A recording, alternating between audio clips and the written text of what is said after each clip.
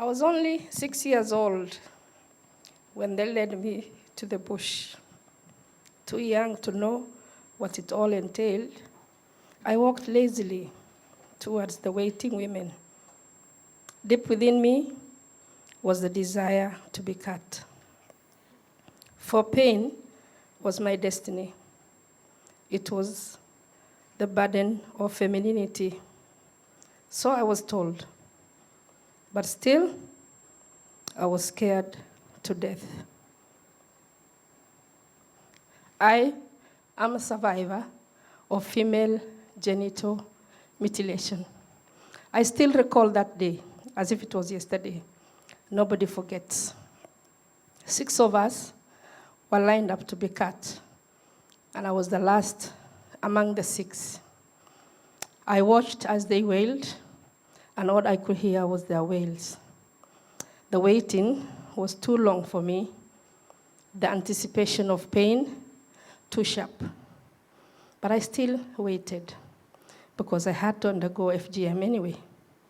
So when it was my turn eventually, I sat obediently between the legs of the woman to hold my upper abdomen. Each of my hands and legs had a woman to hold them too.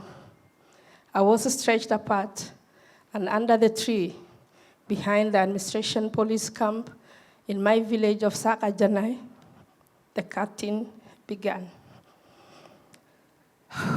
It was awful. It was the most horrendous thing to go through.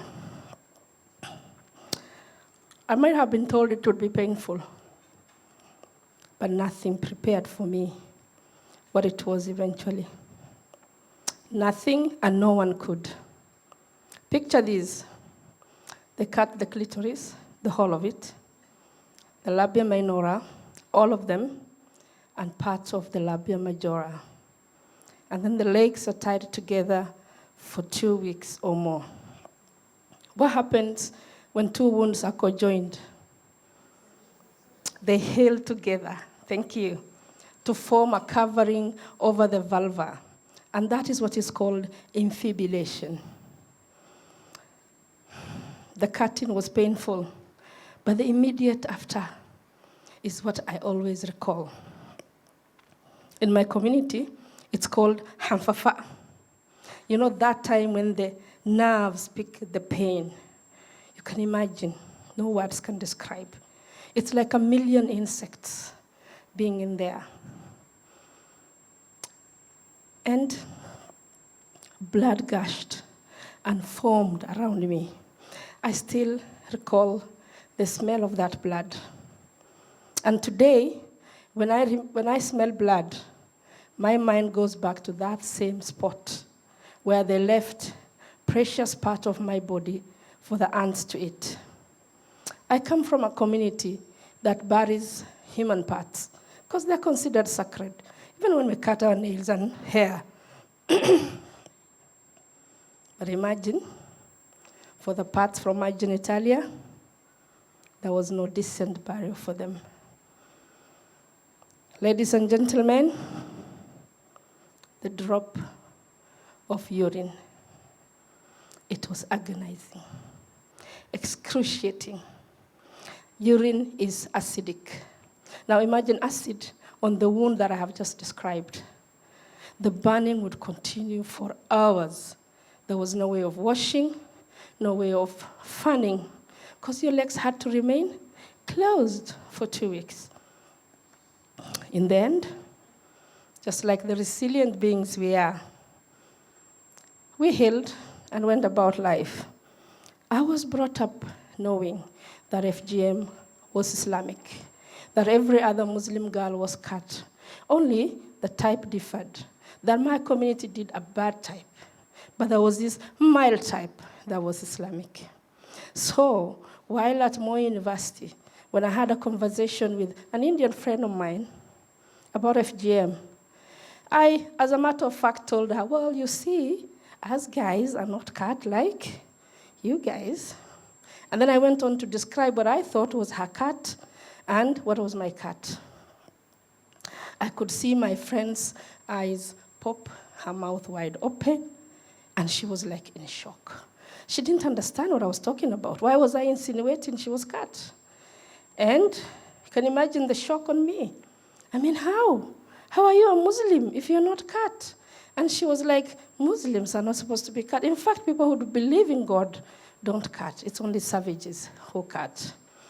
Then I told her one of the scripts in my head that, your prayers and your fasting is not being accepted. She ran out of my room. I'm sure she was very traumatized. But in that evening, the other Muslim girls decided to call Akamukunji and call us the Somali ladies. All they wanted was, where was the evidence? So this friend of mine and I went to represent the community at that gathering. We didn't have any evidence. In fact, we didn't know. We might be a community that is largely Muslim, but we are very ignorant in Islam, especially the women. So we didn't have any evidence. So what did we do? We told them, in fact, you guys, your Islam is so watered down, you are not true Muslims. We aren't even arguing about this. We wanted to get ourselves off the hook. That's what you do sometimes. You create some confusion to get yourself off the hook. And so we left those girls not only traumatized, but very insulted. But as I walked out of that room, for sure, I had a question on my head. Who was on the right? Here they were thinking, a Muslim is not supposed to be cut. And here we were thinking, a Muslim is supposed to be cut. It wasn't a question that was answered until decades later. But I remember immediately after Beijing conference happened, coming across a document that said, most Muslim communities think FGM is Islamic, but actually it is not obligatory. It's only optional.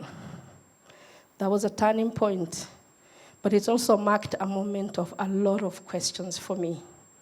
Why was I taken through this painful thing if it is not a requirement?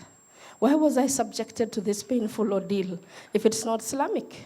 I mean, there were so many other Muslim optional acts that nobody ever taught me or forced me to do that were not dangerous, like fasting Mondays and Thursdays. I'm sure the Muslims here would agree with me. It's optional. Nobody ever in my family ever forced me to do. So I began a journey of a lot of questions. But there was nowhere to turn my questions to, nobody to answer them. So I learned to tuck them in, put on a brave face, and decided I wanted to face my community. I was very ignorant about the place of FGM and why people did. So I asked a lot of silly why questions. Why would you want to hold on this dangerous thing that is life-threatening? And I'll be told, well, you've just agreed that it is optional, isn't it? Because I would add in my conversation, when it is not even a must for you to do, it is just optional. So I'll be told, we want to do it because it's optional. Forget about whether it's dangerous or not. So I didn't have a way to cross over that. But I was not just ignorant on what FGM meant. I was also very ignorant on my own genitalia. I didn't know what was cut. Because you see, the normal genitalia is not something you even name. There's a couch around it, when you name, isn't it? In most communities. So you can imagine it's not a place you've ever looked at, you've ever known what was there or what was cut. Because a young girl in the community, the norm is if she is seen with maybe the way they say sitting badly, what is she told? She's slapped and shouted at and told, na uftaqari. Yeah? Hide that stinking thing. Uf means stinking thing. So it's a way of shaming the organ. So now that place that was full of shame now had pain on it. Because the first time it was cut, when I was big enough, is when they were doing FGM. So it's not a place you look at. All I knew was there was this flat pad of skin that I came to contact with anytime I washed after toilet use. Then, in 1998, while working in Kakuma refugee camp, I attended a reproductive health workshop. That was the first time I saw the picture of the normal genitalia. Imagine the many take-homes. One of them was the fact that there is indeed a urethra opening up there. I didn't know. And so I was like, where is my urethra opening? Because urine, you see, in Islam is one of the impurities that actually nullify your state of cleanliness to pray and to worship. So I dashed to the toilet, placed my hand where I saw the urethra opening to be, and sure enough, I could feel the forceful ring of urine, because it was meant to jet out, but it was now hitting the closed skin, and which meant it was dropping down that skin to come out. What did that mean? That piece of skin carried urine. Again, another Pandora's box of a lot of questions and a lot of whys. Why was I taken through this painful thing? That is not even a must. And why did they have to close a place Allah himself in his wisdom opened, that he wanted urine to jet out? What am I supposed to do now that I'm carrying urine in this piece of skin? Can I really pray? Can I face God in prayer? So at night, I'll hold conversations with the ceiling, and I'll be like, you know what? Tomorrow morning, first thing, I am going to open myself up. I'll walk to the hospital. I didn't even know there was anything called defibrillation then, but I would tell myself that I want to go open myself up. Morning reaches, and reality conferences me. Sit here, Maryam. Let's talk about this. FGM is done for so many reasons in my community, one of them being the belief that it ensures chastity and morality. And the infibulation in particular is done to secure virginity. The analogy they give is, if you have your valuables in a room, do you leave the door open? So in this case, the thinking is virginity is this physical thing rather than a state. So since virginity is inside, the door, which is the labia majoris, had to be closed. And so reality will tell me, now when you open yourself up and you get married, your man comes from the community that still believes he has to meet a woman who is intact. What will you do? You will be divorced maybe on account that you are not clean enough, and you are not a virgin, and you are not pure. That would take your good name down the drain, plus everything I stood for. I was among the girls who were gifted with education, and I made good use of it. And so everything in that journey, up to where I was even working, would be castigated to be the places that spoiled me. I went to a boarding school. In secondary, I went to Moi University. We were mixed with men. I was working in the Dab and Kakuma refugee camps. Given the humanitarian setting, it was an extension of boarding life. We were all staying in a camp.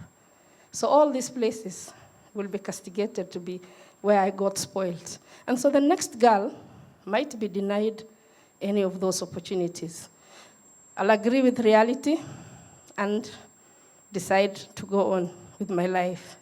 But again, at night. So my life was full of I will not, for the next couple of years until when I got married and did what I wanted to do. Of course, it's a story for another day.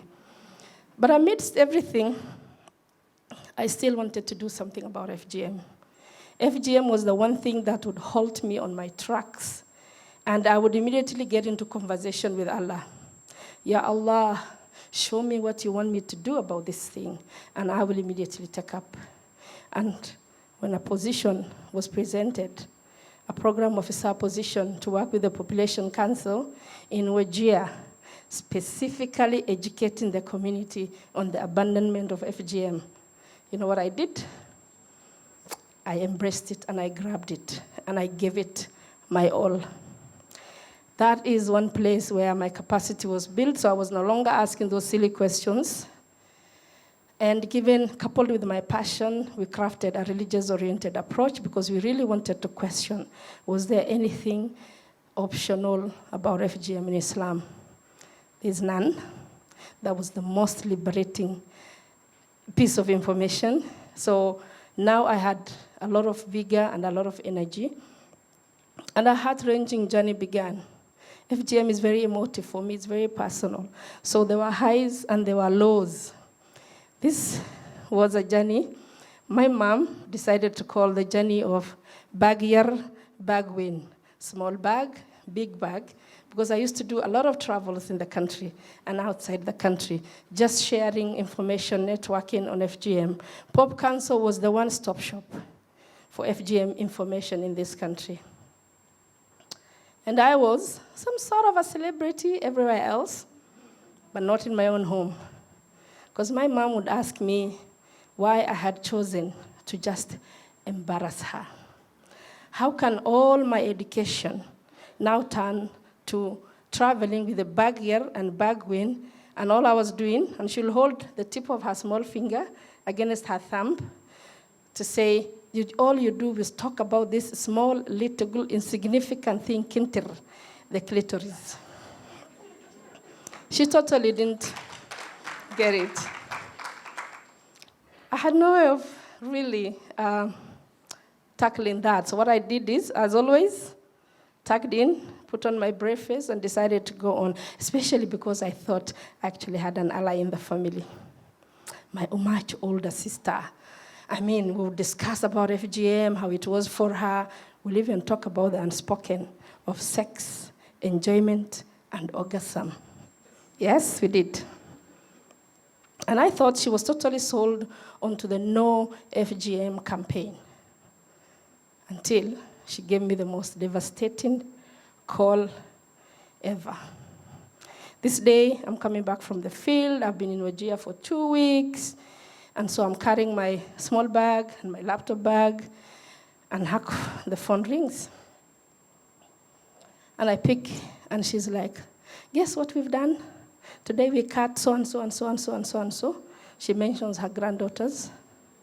Oh, but don't worry, we only did the mild type, she adds, as if to ice the burn she had just given me. But guys, I was really devastated. I felt the ground shift.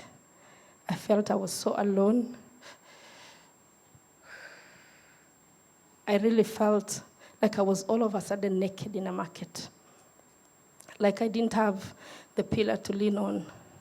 I dragged myself to my office, sunk into my chair, and looked out the window. My office was overlooking Ngong Road. And I remember this particular lady in a red car.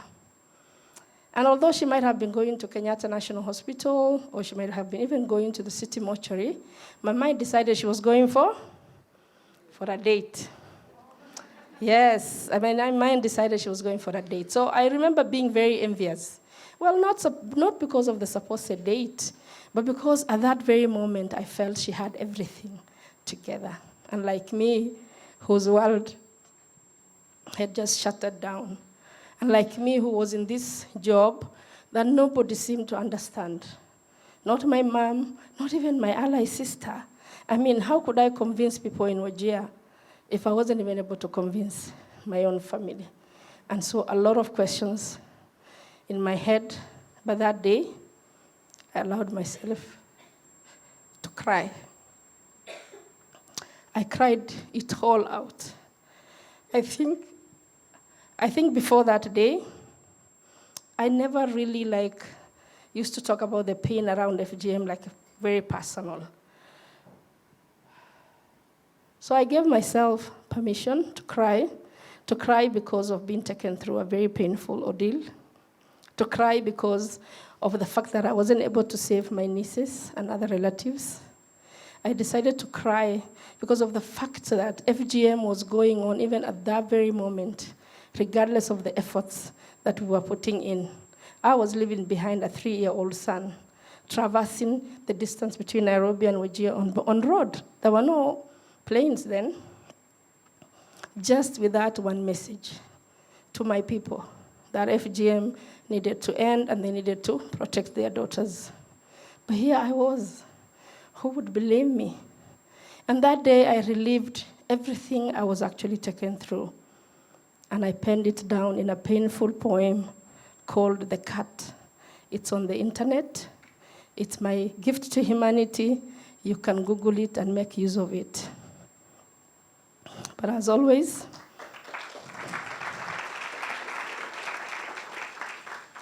Thank you. But as always, I tucked in my pain, put on my brave face, and continued the work I was meant to do. I am very happy with the progress we have made this far. Over the years, we have seen the statistics drop. I can attest to the fact that I have family and friends who have said no to FGM. I was able to save some of my nieces in the long run. I have friends who have even named their daughters after me, and those daughters are safe from FGM. But you know what? FGM is still here with us. It is still as rampant. And we need all of you. We need more voices. We need to beat up the drums of change much louder than we are doing now. We need everyone, all of you. You must have a platform that you can amplify the No FGM campaign, and you can actually talk about the plight of women and girls and the problems that arise from FGM. I am living it. I have an 8-year-old daughter. Of course, she's safe from the cat. But I'm very worried for her safety. Like, I can't just send her home without me for a long time. And before even they cut her, I am so worried about the name calling, the stigmatizing, and the dehumanizing words, and also the rosy picture with which they can, paint FGM and make her look like she's missing out on something. There was this day, we're having tea in my living room, and she's just being jumpy. And this old lady goes, You're unable to sit because it is poking the seat. Yeah? You know what it means by now? Yeah. So you can imagine that is shaming, that is really so traumatizing. So I'm living that. It's not a battle I fought and triumphed over. I still have to protect her and protect many others. And that's why we need all of your voices. As we do that, please let's remember, FGM is not just a Somali thing. How many people come from cutting communities here? Yeah? FGM is not the tradition of only 5 communities in Kenya: the Luo, the Luya, the Turkana, the Teso, and the Pokomo. The rest of us might be doing it or might have left, but it has been our tradition. It is also practiced in 28 African countries. So it's not just a Kenyan thing, plus so many other countries in the world. So we need to see FGM for what it truly is: inhuman, torturous, traumatic, and life-threatening. It's actually a wonder that we have 200 million plus survivors living today, but 3 million others are at risk of being cut every year. You can do the math, so you know even today as we sit here, how many girls are at risk. Please, we need your voices. We need to drop the excuses around FGM. We need to get in forcefully. If we were cutting the small finger, I don't think the world would be watching us this long. Do you agree? Yeah, so the excuses need to drop around FGM, and please come on board the No FGM campaign. I am sure you have a platform to amplify the plight of FGM. Women and girls have a right to their bodily integrity. They have a right to live a life without the suffering caused by FGM. All the types of FGM. Don't cheat yourself that it's only type 3 that is bad. And women and girls, for sure, have a right to intact clitoris and their labias.